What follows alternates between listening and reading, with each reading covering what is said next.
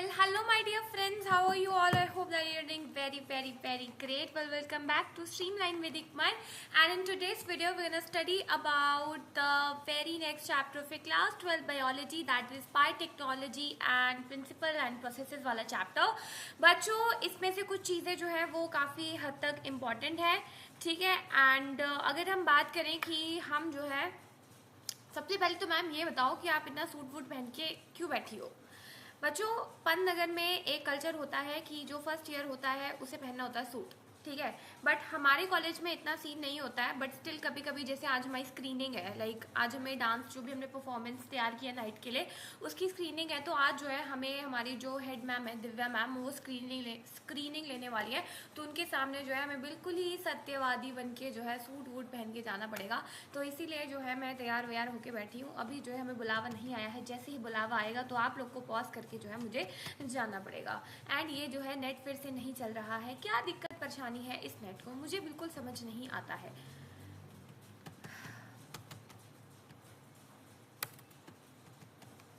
एक मिनट.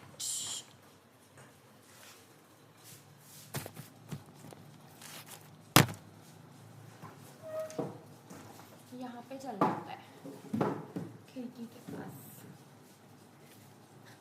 अब सही है बच्चों, स्टार्ट कर लें. हाँ, या नेट भी चल रहा है. सो गाइस, स्टार्ट करते हैं. व्हाट इज मैं यहाँ अच्छी लग रही हूँ ज़्यादा.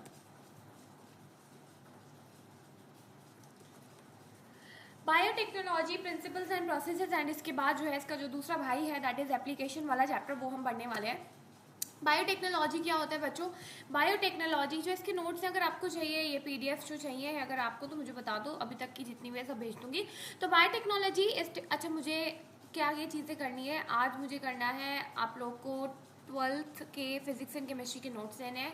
कुछ बच्चों को मेंटल एबिलिटी के कुछ और क्वेश्चंस प्रैक्टिस के लिए देने हैं, राइट. और अभी मैं आप लोग को बता रही हूँ, मैं ना भूल जाऊँ, इसलिए मुझे याद दिला देना कमेंट में, ठीक, कमेंट सेक्शन में, ठीक है. क्योंकि ना बच्चों, मैं एक बात बता दूँ, अगर लाइक बहुत अर्जेंट बात होती है, अगर आपने कुछ पर्सनल बात भी अगर मेरे साथ जीमेल पे शेयर की है, तो आप प्लीज़ जो है एक बार कॉमेंट में बोल दिया करो कि मैम जो है करके मेरा जीमेल चेक कर लो एक बार, क्योंकि जीमेल इज़ लाइक वो ना थोड़ा सा दिमाग से निकल जाता है.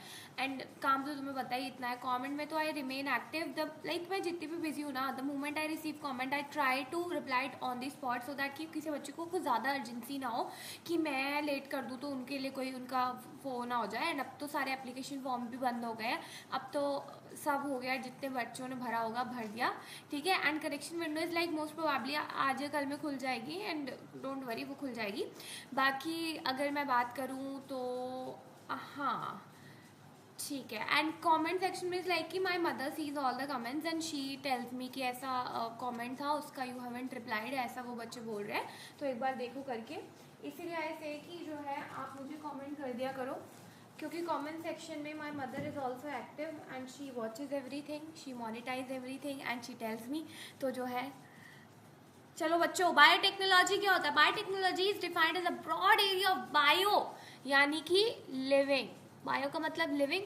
लिविंग ऑर्गेनिजम्स के जब हम टेक्नोलॉजी का यूज़ करवाते हैं तो that is known as biotechnology, यानी कि लिविंग ऑर्गेनिजम्स का इस्तेमाल करवा के जो है कुछ टेक्नोलॉजी को जो है ओरिजिनेट करते हैं, कुछ टेक्नोलॉजी को डेवलप करते हैं, ठीक है. So it's a broad area of biology which use both the technology and application of living organisms and their components to develop, modify and produce a useful product. तो इसी टेक्नोलॉजी को use करके जो हम एक यूजफुल प्रोडक्ट बनाते हैं for human welfare, ठीक है.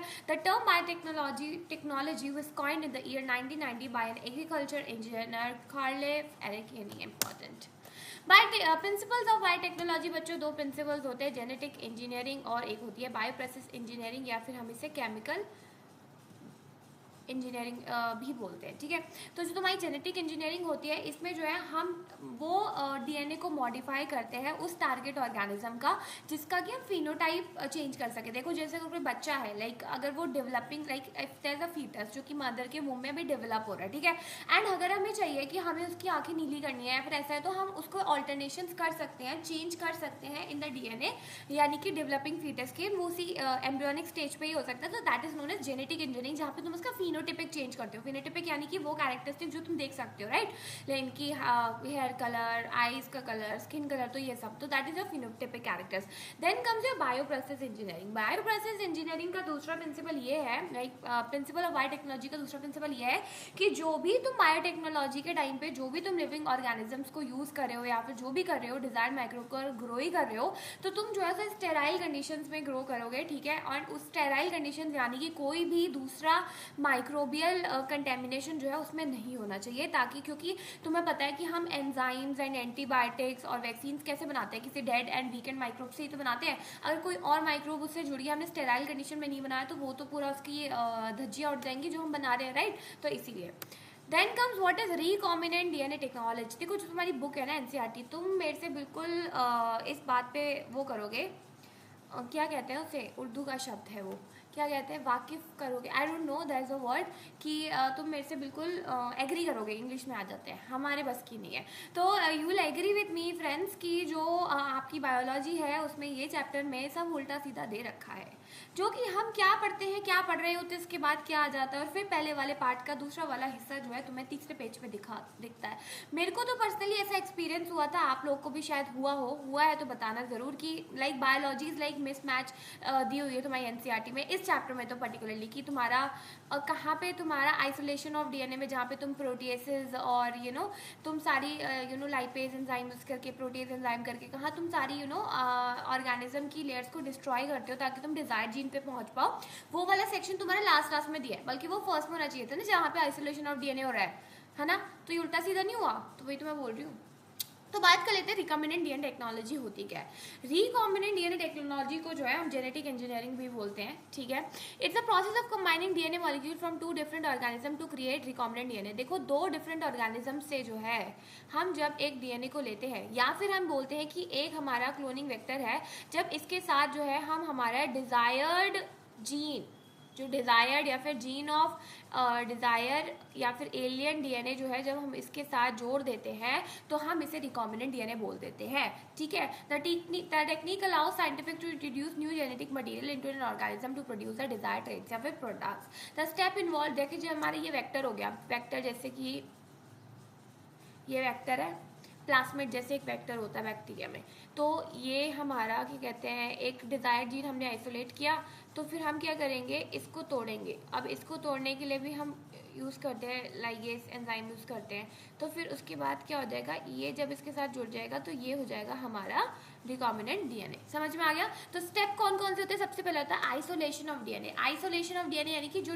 डीएनए है, जीन ऑफ इंटरेस्ट है, जहाँ पे जिस भी हमें ऑल्टरनेशन करवानी है वो पर्टिकुलर डीएनए को जो है हम आइसोलेट करेंगे। अब आइसोलेट कैसे करेंगे, वो जेल इलेक्ट्रोफोरेसिस से और इथिडियम ब्रोमाइड एंड वो सब बच्चों को सारी चीज़ें याद आ रही होंगी हल्के हल्के, है ना, जैसे चैप्टर शुरू होता है। डोंट वरी बच्चों, याद आ जाएंगी, आपको बिल्कुल अच्छे से याद आ जाएंगी। एक मिनट,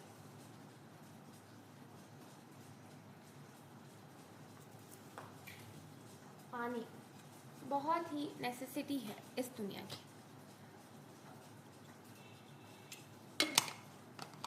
कीप हाइड्रेटिंग योरसेल्फ बच्चों। बाहर मौसम काफ़ी अच्छा हो रहा है, आपके वहाँ भी हो रहा है। तो बात कर लेते हैं डीएनए फ्रेगमेंटेशन। सेकंड क्या होगा कि फ्रेगमेंट्स बनाएंगे, डीएनए के फ्रेगमेंट्स बनाएंगे, यानी कि जो रेस्ट्रिक्शन एंडोन्यूक्लियस तुम्हारे मॉलिक्यूलर सीजर्स होती हैं तुम्हारी, है ना, वो उससे हम जो है डीएनए को स्पेसिफिक पार्ट से कट करेंगे, डीएनए को फ्रेगमेंट्स में कट करेंगे। उसके बाद लाइगेशन करेंगे, यानी कि उस डीएनए फ्रेगमेंट को जो है, जो डिजायर्ड जीन हमें मिल गया है, डिजायर्ड पेयर ऑफ डीएनए जो मिल गया है हमें, हम उसको जो है जब हम वेक्टर के साथ जोड़ेंगे तो हम लाइगेस एंजाइम की मदद से इसको जोड़ेंगे, फिर करेंगे ट्रांसफर। फिर रिकॉम्बिनेंट डीएनए को जो है हम एक सूटेबल होस्ट ऑर्गेनिज्म में डाल देंगे ताकि वो वहाँ पे मल्टीप्लाई करे और मल्टीप्लाई करके जो है वो बहुत सारा डिजायर्ड जीन जो है हमारे उसमें प्रेजेंट हो जाएगा, क्योंकि वो उसके सेल्स में डिवाइड करते हैं, सेल्स डिवाइड करते हैं ना। उसके बाद आ जाता है culture. The host cells containing recombinant DNA are grown in a nutrient medium. तो देखो कई बार जो है हम बायोरिएक्टर्स वगैरह ये कल्चर भी कर सकते हैं, तो हम इनको जो है न्यूट्रिएंट मीडियम में इनको ग्रो करते हैं। फिर होता है एक्सट्रैक्शन, जो डिजायर्ड प्रोडक्ट होता है, एंजाइम होता है, उसको कल्चर सेल से डिजायर्ड कर लेते हैं, जिसकी तुम्हारे बायोरिएक्टर्स हो गए। डीएनए क्लोनिंग की बात करें, डीएनए क्लोनिंग एक ऐसी प्रोसेस होती है जहाँ पे हम प्रोड्यूस करते हैं multiple identical copies of a specific DNA fragment, जहाँ पे हम बहुत सारी कॉपीज जो है स्पेसिफिक डीएनए फ्रेगमेंट की निकालते हैं। This is an essential technique in genetic engineering and biotechnology. बहुत एसेंशियल टेक्निक होती है, क्योंकि ये जो है अगर हमें डीएनए क्लोनिंग अचीव करनी है, क्लोनिंग वेक्टर्स को यूज करते हैं। These vector must possess following process. अगर हमें एक डीएनए क्लोनिंग या फिर क्लोनिंग वेक्टर्स को अगर हमें अचीव करना है तो ये वेक्टर्स के पास फॉलोइंग प्रॉपर्टीज होनी चाहिए। और कौन कौन सी प्रोसेसेस है, प्रॉपर्टीज एक वेक्टर के पास होनी चाहिए? स्मॉल साइज होना चाहिए बट लार्ज डीएनए कैपेसिटी होनी चाहिए, ठीक है। The vector should be small for easier manipulation but carry a large DNA insert. But उसके अंदर डीएनए को कैरी करने के लिए बहुत क्षमता होनी चाहिए, ठीक है। उसके बाद वो गाड़ी छोटी होनी चाहिए बट लोग उसमें बहुत बैठने चाहिए, ऐसा तो नहीं होता, गाड़ी तो बड़ी में भी लोग उतने बैठते हैं, ठीक है। Then comes your origin of replication. Origin of replication यानी कि it should have a origin of replication to enable autonomous replication within the host organism. जो होस्ट का ऑर्गेनिज्म है, होस्ट ऑर्गेनिज्म है, उसके अंदर जो है वो रेप्लिकेट कर सके, उसके लिए एक ओरिजिन ऑफ रेप्लिकेशन होना चाहिए। ओरिजिन ऑफ रेप्लिकेशन वो साइट होती है जहाँ पे रेप्लिकेशन की प्रोसेस इनिशिएट होती है। Then comes your restriction site. Restriction site, the vector must have a restriction site where the DNA fragment will be inserted. तो रेस्ट्रिक्शन साइट क्या होता है? जहाँ पे तुम्हारे रेस्ट्रिक्शन एंडोन्यूक्लियस नहीं, जहाँ पे तुम्हारे डीएनए फ्रेगमेंट्स को जो है जोड़ा जाता है, इंसर्ट किया जाता है, that is your restriction site. Then comes your selectable marker. Selectable markers ये बताते हैं कि वो एक ट्रांसफॉर्मेंट है या फिर वो एक नॉन ट्रांसफॉर्मेंट है, यानी कि वो एक रिकॉम्बिनेंट ऑर्गेनिज्म, वो उसमें मल्टीप्लाई होगा या फिर उसमें मल्टीप्लाई नहीं होगा। तो सेलेक्टेबल मार्कर्स जैसे कि तुम्हारे tetracycline resistant gene, ampicillin resistant gene, ये दोनों तुम्हारे सेलेक्टेबल मार्कर्स के अंदर आते हैं, याद होगा तो। Then comes your multiple cloning sites. Multiple cloning site में क्या आ जाता है? The vector should have several sites where different DNA fragments should be inserted for versatility in cloning experiment. तो बहुत सारे सेवरल साइट्स होने चाहिए जहाँ पे अलग अलग जगह पे हम डीएनए को घुसा दें और जो है उसके बहुत सारे क्लोनिंग हमें पीसेस मिल जाए। Then comes what is bioprocesses engineering. तो बायोप्रोसेस इंजीनियरिंग एक ऐसा कल्टिवेशन होता है या फिर मल्टीप्लिकेशन होता है सेल्स का, जहाँ पे हम बायो रिएक्टर्स की मदद करते हैं to produce a large quantity of biological products. देखो, अगर हम किसी ऑर्गेनिज्म पे डिपेंडेंट रहे, अगर जैसे कि फॉर एग्जांपल अगर हम डिपेंडेंट रहे, किसके ऊपर डिपेंडेंट रहे? अगर हम डिपेंडेंट रहे सिर्फ हमारे बैक्टीरिया पे कि वो जब मल्टीप्लाई करेगा उसके हम प्लास्मिड हम उसमें प्लास्मिड यानी कि रिकॉम्बिनेंट यानी हम उसमें डालेंगे और जब वो मल्टीप्लाई करेगा तब हमें डिजायर्ड प्रोडक्ट मिलेगा। But it is like very long process है ना, वो कब जाके मल्टीप्लाई करेगा कब? तो large biological product, large quantity में जब हम बायोलॉजिकल प्रोडक्ट्स बनाने होते हैं तो हम बायोरिएक्टर्स की मदद करते हैं। इसमें हम सेम सिमुलेटेड कंडीशंस जो है वो हम एक रिएक्टर्स में वो करते हैं, बनाते हैं, उसके बाद जो है हमारे बायोलॉजिकल प्रोडक्ट्स जो है हमें लार्ज क्वांटिटी में मिल जाते हैं। तो this process result in high yield of the desired protein और अदर बायोलॉजिकल मटेरियल्स। यहाँ से एक क्वेश्चन आएगा, यही तुम्हारे बायोप्रोसेस इंजीनियरिंग का क्वेश्चन आएगा तुम्हें, तो इसको अच्छे से देख लेना, बहुत ईजी है ना। यही केस में the product undergo downstream process. अब डाउनस्ट्रीम प्रोसेसिंग क्या होती है कि जैसे ये प्रोडक्ट बन गया फिर उसके बाद इसका चेकिंग भी तो करनी है कि ये सही बना है कि नहीं बना है, इसके सारे कंट्रोल चेक्स हम करेंगे और उसको सेफ्टी और इफेक्टिवनेस को चेक करेंगे, ठीक है। एंड ये bioprocess engineering is widely used, ये क्वेश्चन आया था। Bioprocess engineering is widely used in the production of antibiotics, vaccines and other therapeutic medicines playing an important role in the biotechnology industry. Then comes your cloning vector. तो cloning vector की हमने बात कर ली कि उसके अंदर हम हमारे डिजायर्ड जीन को डालेंगे, फिर वो उसको हम अंदर डालेंगे, तो हमारा cloning vector आफ्टर ऑल है क्या? Cloning vector is essential tools in recombinant DNA technology allowing for the insertion and replication of foreign DNA in a host organism. वही तो बताया कि cloning vector क्या होता है, जिसके साथ हम डिजायर्ड जीन को पेयर करते हैं, फिर इसके बाद हम इसको होस्ट सेल की बॉडी में डाल देते हैं, ठीक है। जैसे कि plasmids and bacteriophages are commonly used vectors, they have the ability to replicate independently within the bacterial cell making them ideal for cloning purpose. तो ये जो है इनके पास बहुत अच्छी कैपेबिलिटी होती है कि मल्टीप्लाई कर सके within the host organism, तो इनको हम जो है यूज करते हैं। Bacteriophages due to their high copy number ensure numerous copy of their genome within the bacterial cell. तो बैक्टीरियोफेजेस बहुत अच्छे से यूज किए जाते हैं क्योंकि ये जो है हाई कॉपी नंबर्स बना देते हैं।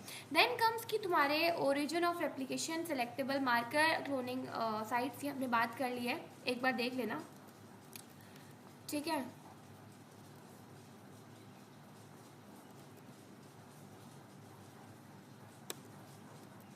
Now come insertional inactivation. तो बच्चों इंसर्शनल इनएक्टिवेशन क्या होती है? एक ऐसी टेक्निक होती है जिससे कि हम रिकॉम्बिनेंट प्लास्मिड को आइडेंटिफाई करते हैं।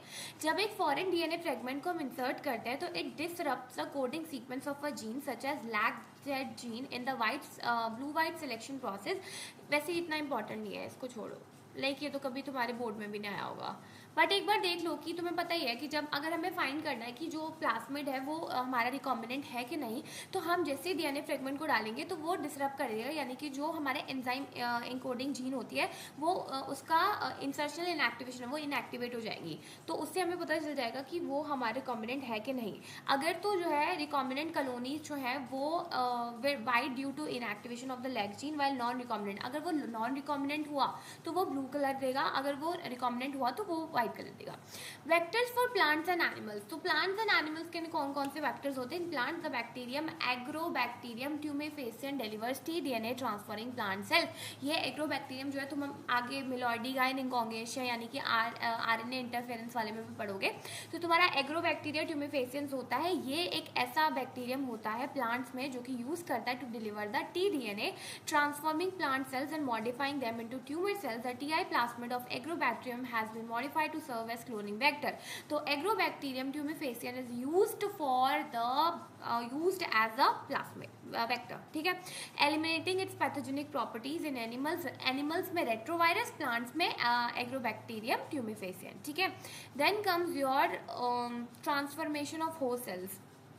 तो केमिकल ट्रीटमेंट से, जैसे कि हम कैसे transformation of recombinant DNA to host cell can be achieved using various method. जैसे सबसे पहला मेथड होता है केमिकल ट्रीटमेंट, यानी कि हम डाइवेलेंट कैल्शियम आयंस को यूज़ कर सकते हैं। बैक्टीरियल सेल जो है वो मोर परमेबल बन जाती है to take up the recombinant plasmid. अगर रिकॉम्बिनेंट प्लास्मिड होगा तो तुम्हारी जो बैक्टीरियल सेल वॉल होगी वो परमेबल बन जाएगी, यानी कि वो अलाउ कर देगी, यानी कि हम डाइवेलेंट कैल्शियम आयन इसमें यूज़ कर सकते हैं। Then come your heat shocks. इसमें ये इंपॉर्टेंट है, माइक्रो इंजेक्शन इंपॉर्टेंट है और बायोलिस्टिक जीन गन इंपॉर्टेंट है। तो माइक्रो इंजेक्शन में क्या होता है कि इसमें जो है होस्ट सेल को डीएनए को टारगेट किया जाता है एक गन से एंड डायरेक्टली उसके न्यूक्लियस को ही हम क्या करते हैं, मैं अटक क्यों गई,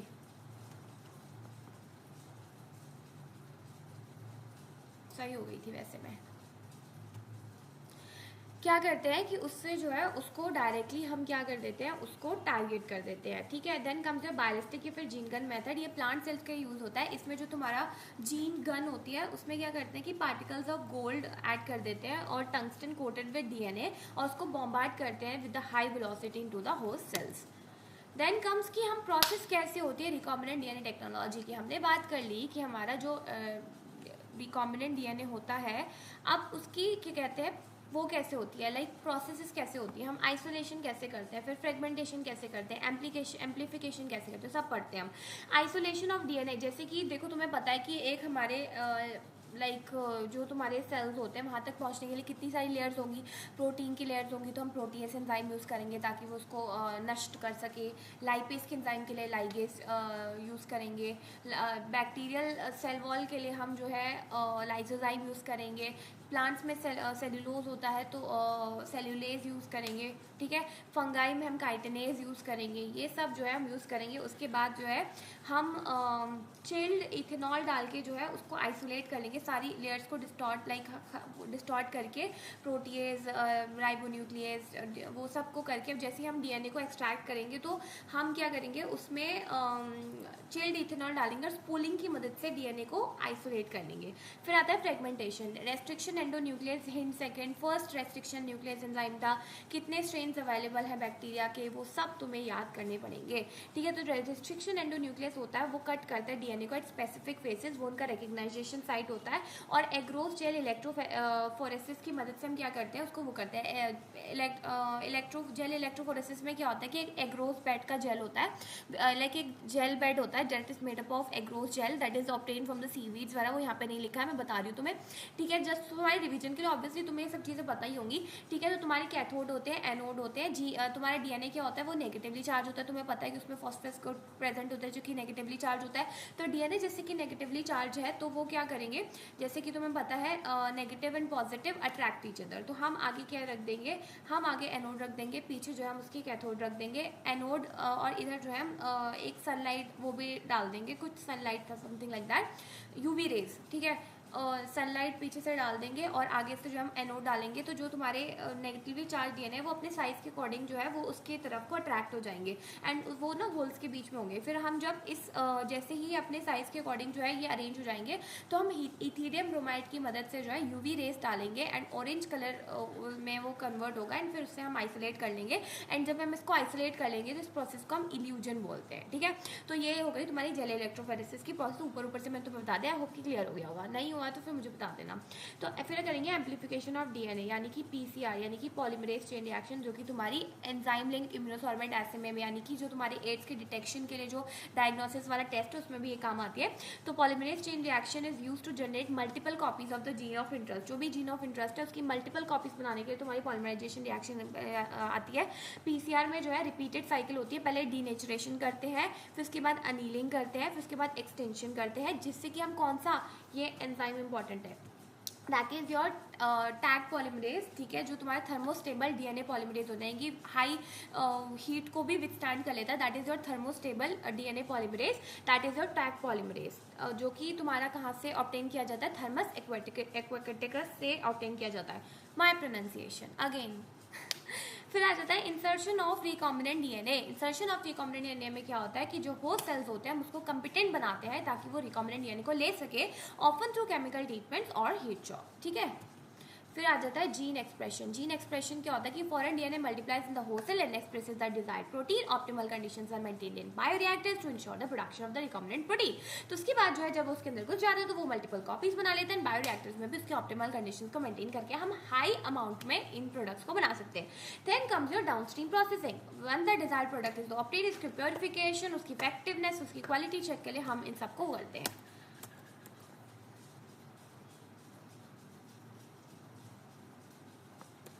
तो with this we are done with the very very very first chapter. बच्चों एक बार मुझे दो ताकि मैं पूछूं कि स्क्रीनिंग के लिए कितने बजे जाना है। हमने देखो 21 मिनट्स में पूरा चैप्टर कंप्लीट कर दिया यार।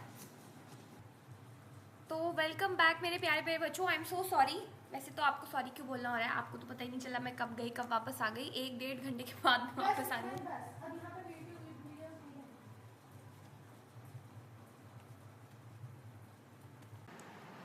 बच्चों आई एम सो सॉरी, कुछ इनकन्वीनियंस की वजह से जो है अभी मुझे ये सेशन यहीं पे एंड करना पड़ेगा। ठीक है, तो मैं इसको कल कंटिन्यू करूँगी एंड कल जो है हम सब कंप्लीट कर लेंगे। डोंट वरी, बायोटेक्नोलॉजी जो उसकी प्रोसेस एप्लीकेशन वाला चैप्टर है, ये छोटा सा चैप्टर है, मैं इसे तुम्हें करवा दूँगी एंड कल मैं इसके इंपॉर्टेंट क्वेश्चंस भी लाऊंगी। ठीक है, and I am so sorry for the inconvenience. Actually कुछ अर्जेंट काम आ गया तो आई हैव टू लीव। ठीक है, एंड बाकी जो है डोंट वरी, हम 4 से पहले सारा कोर्स कर लेंगे क्योंकि इकोसिस्टम को एक दिन लगेगा। वो 3 चैप्टर्स है, उसमें जो जो इंपॉर्टेंट चीज़ है वो मैं आपको एक साथ बता दूंगी, तो डोंट वरी वो हम कंप्लीट कर लेंगे। बट एज ऑफ नाउ जो है मुझे जाना पड़ेगा। I am so sorry, but आपने एक चैप्टर कंप्लीट करना अच्छे से एंड जो जो इंपॉर्टेंट चीज़ें बताई हैं प्लीज़ उन पर एम्फेसाइज करना एंड मैं क्वेश्चन आपको जल्दी देने की कोशिश करूँगी। एंड अगर हो सका तो मैं आज ही आपको जो है एनालॉजी और फिजिक्स एंड केमिस्ट्री के नोट्स भी शेयर कर दूँगी, उसको मुझे याद दिला देना एक बार। ठीक है, and I am so sorry for the inconvenience. So bye.